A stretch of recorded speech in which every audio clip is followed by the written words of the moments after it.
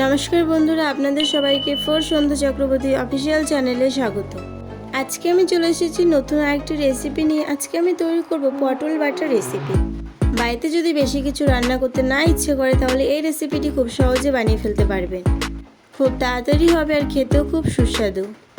প্রথমে আমি 5 থেকে 6টা পটল ধুয়ে নিয়েছি, তারপর সেগুলোকে আমি খোসা ছাড়িয়ে কেটে নেব।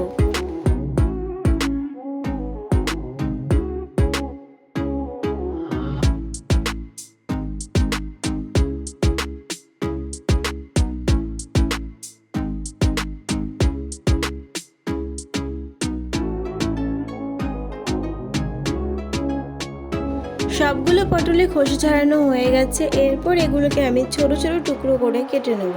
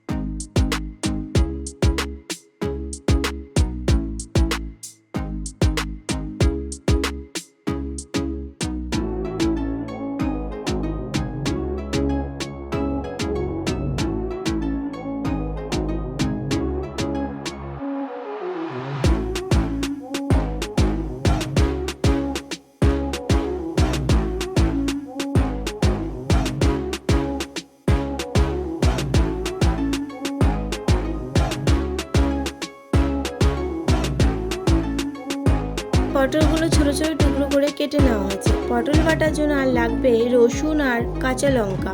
রসুন আমি 4 থেকে 5 কোয়া নিয়েছি আর কাঁচা লঙ্কা 5 থেকে 6টা নিয়েছি। ঝাল বেশি খেলে আরও বেশি পরিমাণ লঙ্কা নিতে পারেন। এরপর কড়াইতে সর্ষের তেল দিয়ে সেটাকে ভালোভাবে গরম করে তার মধ্যে আমি পটল কুচিগুলো দিয়ে দেবো আর দিয়ে দেবো রসুন কুচি আর লঙ্কা। এখানে আমি গোটা কাঁচা লঙ্কা দিয়েছি।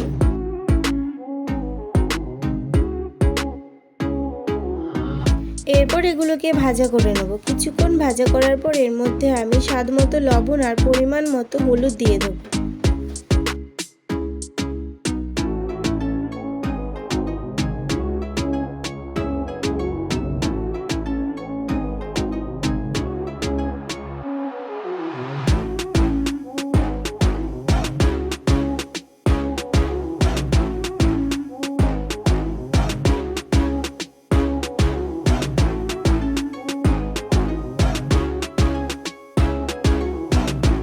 পটলগুলো ভাজা হয়ে গেছে, এগুলো আমি একটা প্লেটের মধ্যে তুলে নিয়েছি। এরপর এগুলোকে আমি শিলনোড়ায় বেটে নেব।